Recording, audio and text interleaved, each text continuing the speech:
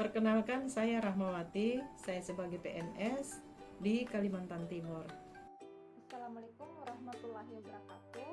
Saya Trimilda Oktavia, umur 19 tahun. Saat ini saya sebagai mahasiswa di Poltekkes Imenkes Mamuju. Saya sudah semester 2 dan mengambil prodi D3 Kebidanan. Assalamualaikum, nama saya Ferdian Ahmad. Saya berusia 36 tahun. Saat ini saya bekerja di Inspektorat Jenderal Kementerian Pertanian sebagai auditor ahli muda. Terima kasih.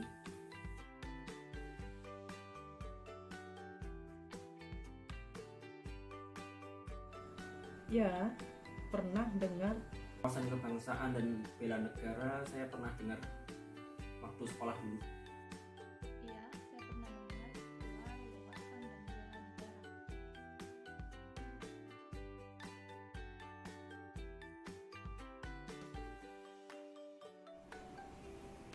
Wawasan itu kan artinya pandangan ya. Jadi sejauh dan seluas apa pandangan kita, berarti wawasan itu adalah wawasan berkebangsaan. Itu merupakan pandangan kita terhadap kehidupan berbangsa dan bernegara.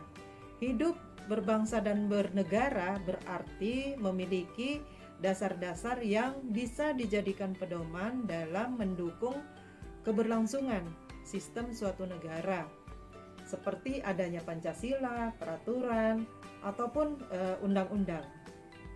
Saya wawasan kebangsaan itu adalah sikap atau cara pandang kita selaku warga negara terhadap kehidupan berbangsa dan bernegara khususnya di Indonesia ini.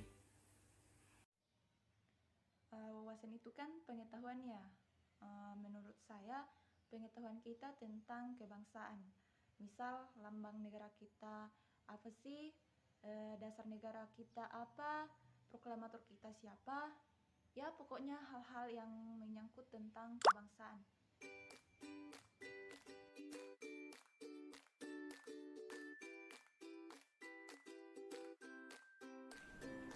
Ya, bela negara itu bisa dikatakan suatu sifat ya, sifat yang harusnya dimiliki oleh setiap warga negara Indonesia maksud saya. Nah, karena dalamnya ada sifat dasar bela berkorban dan berjuang untuk membangun bangsa dan negara ini. Bela negara itu menurut saya merupakan suatu tindakan atau aksi kita selaku warga negara di dalam membela kehormatan dan tegaknya suatu bangsa dari ancaman yang merongrong bangsa kita, baik dari internal maupun dari eksternal.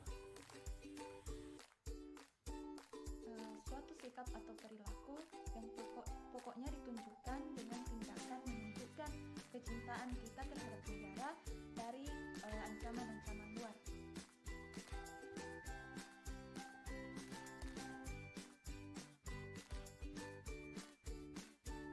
Sangat penting untuk menjaga persatuan dan kesatuan bangsa dan menuju kesejahteraan masyarakat. Misalnya pada Pancasila tadi sebagai dasar negara yang menjadi filosofi dan ideologi kita. Maka apabila ada sekelompok masyarakat yang memiliki sudut pandang atau cara pandang yang berbeda, tentu dapat menimbulkan permasalahan, bahkan perpecahan dan pertikaian. Menurut saya wawasan kebangsaan itu sangat penting untuk dapat dipedomani oleh setiap warga negara, karena dengan kita memahami dan menyadari akan pentingnya wawasan kebangsaan itu akan menumbuhkan rasa cinta tanah air kita, sekaligus meningkatkan rasa nasionalisme kita terhadap negara Indonesia ini. Ya, penting banget. Sebagai warga negara, kita harus tahu bagaimana dasar negara kita, lambang negara kita, dan yang paling penting kita harus tahu tentang bagaimana sejarah negara kita. Nah, dari hal-hal tersebut kita bisa menumbuhkan rasa cinta kita terhadap negara, dan yang paling penting menumbuhkan rasa nasionalisme terhadap negara.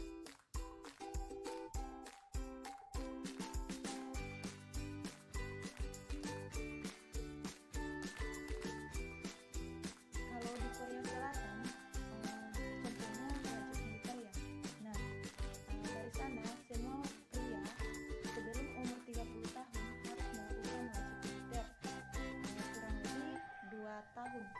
Nah, mereka bisa dipandang dari latar belakang, status sosial, pokoknya semuanya harus melakukan wajib militer kecuali dalam kondisi tertentu. Ya, bisa. Dari hal yang besar kita melawan adanya ancaman dari dalam maupun dari luar, ataupun hal yang kecil seperti menerapkan Pancasila dalam kehidupan sehari-hari. Contoh konkretnya adalah misalnya seorang TKI, tenaga kerja Indonesia yang bekerja di luar negeri, bisa jadi contoh. Mereka adalah pahlawan devisa negara karena besarnya pendapatan negara yang didapatkan, dan mereka berjuang, bekerja membawa nama Indonesia meskipun di luar negeri. Menurut saya salah satu contoh bela negara itu yang terbaru adalah pada tahun 2021 ini Kementerian Pertahanan Republik Indonesia bekerja sama dengan TNI membuka rekrutmen komponen cadangan atau Komcat. Nah, Komcat itu dapat diikuti oleh setiap warga negara yang dengan usia 18 hingga 35 tahun bukan anggota TNI Polri untuk dilatih menjadi komponen cadangan. Tugas komponen cadangan itu nantinya akan membantu TNI pada saat negara membutuhkan, sehingga dia harus siap dimobilisasi di seluruh daerah NKRI dan dipersenjatai jika saatnya tiba atau ada dalam kondisi perang nantinya. Seperti itu.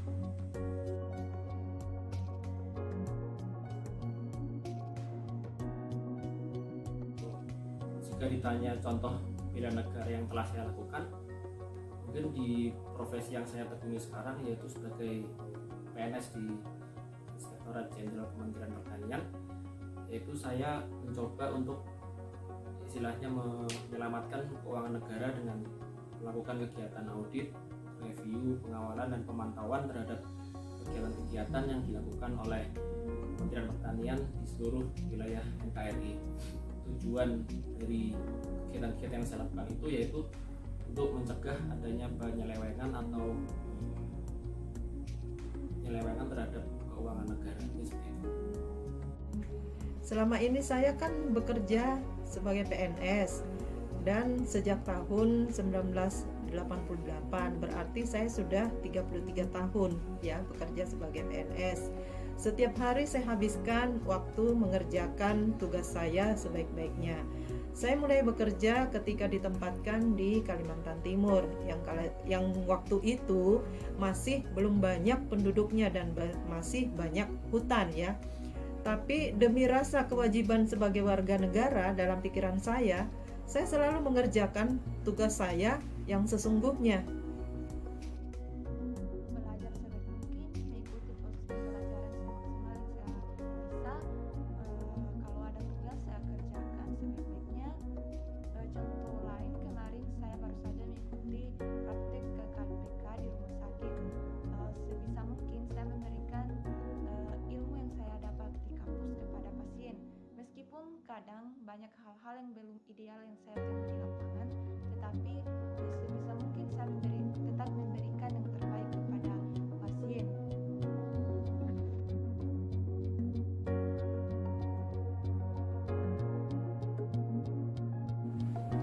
Karena saya dari bidang kesehatan, jadi mungkin isu yang masih menjadi masalah saat ini adalah pemerataan tenaga kesehatan.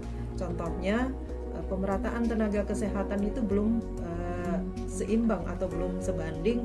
Misalnya di di daerah-daerah perkotaan itu lebih condong lebih besar dibandingkan di bagian daerah-daerah pedesaan. Isu pertama saat ini jelas pandemi COVID-19 ya. Apalagi saat ini tren sangat tinggi, malah melebihi tahun sebelumnya. Banyak virus-virus baru yang bermutasi. Saya permasalahan yang masih dihadapi oleh bangsa Indonesia itu saat ini adalah adanya korupsi dan nepotisme. Dimana untuk korupsi sendiri menurut KPK sebagian besar dilakukan oleh pejabat-pejabat publik atau pejabat-pejabat negara. Dimana hal itu sangat membahayakan kedaulatan NKRI karena menguruntukan bantuan keuangan negara yang seharusnya diterima oleh rakyat sipil atau istilahnya dibelanjakan untuk bisa menggerakkan roda perekonomian nasional, tetapi dengan adanya korupsi itu, maka dia akan menjadi terselewengkan oleh tindakan oknum atau seorang pejabat yang tidak dapat memahami etika sebagai warga negara.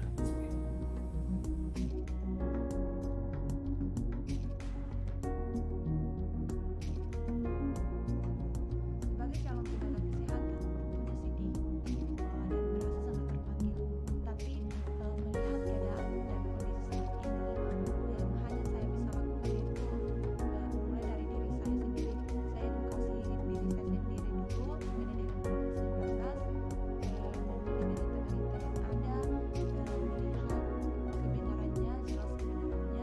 Kemudian saya bawa ke komunitas saya dengan teman saya. Saya mengajak mereka untuk vaksinasi, terutama dalam menerapkan protokol kesehatan. Jadi pemerataan tenaga kesehatan merupakan masalah yang sampai saat ini, sampai sekarang ini masih menjadi PR besar bagi kita semua. Saya sendiri merasakannya ketika di suatu daerah atau di Kalimantan Timur masih belum mencukupi jumlah bidan, perawat, apalagi dokter-dokter spesialis.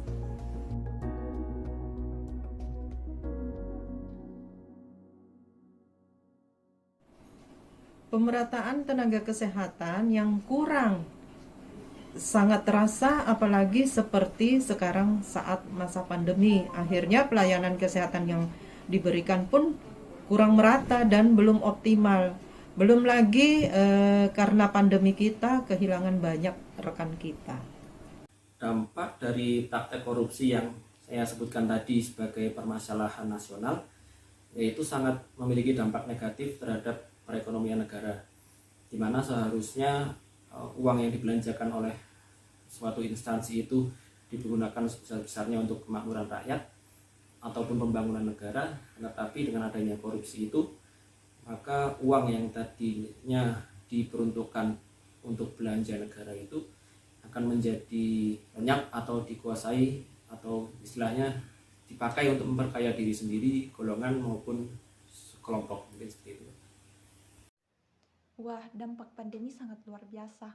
Semua sektor kena dan terdampak. Misal di tenaga kesehatan, akhirnya banyak tenaga kesehatan yang gugur. Belum dampak di sektor-sektor lain.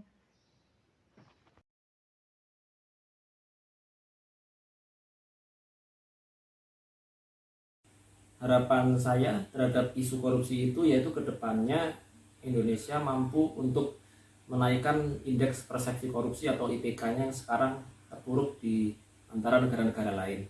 Selain itu, harapan saya yaitu korupsi di Indonesia dapat segera berakhir, atau istilahnya semakin menurun atau mengecil.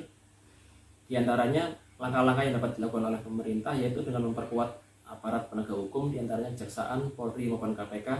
Selain dari itu, memperkuat aparat pengawasan eksternal yaitu BPK RI, dan juga aparat pengawasan intern dari kementerian atau lembaga. Dalam hal ini yaitu inspektorat. Terima kasih. Harapan saya semoga pandemi ini cepat berlalu, ekonomi masyarakat bisa pelan-pelan bangkit kembali, dan terkhusus kami sebagai pelajar, kami sebagai mahasiswa bisa kembali ke kampus, ke sekolah untuk mengikuti pembelajaran secara langsung seperti sebelumnya. Ya, harapan saya semoga kita semua berjuang bersama, ikut andil dalam menciptakan tenaga-tenaga kesehatan yang terampil, profesional, cerdas, dan berakhlak mulia, agar permasalahan kesehatan yang dihadapi pun semakin berkurang. Amin ya rabbal alamin. Amin.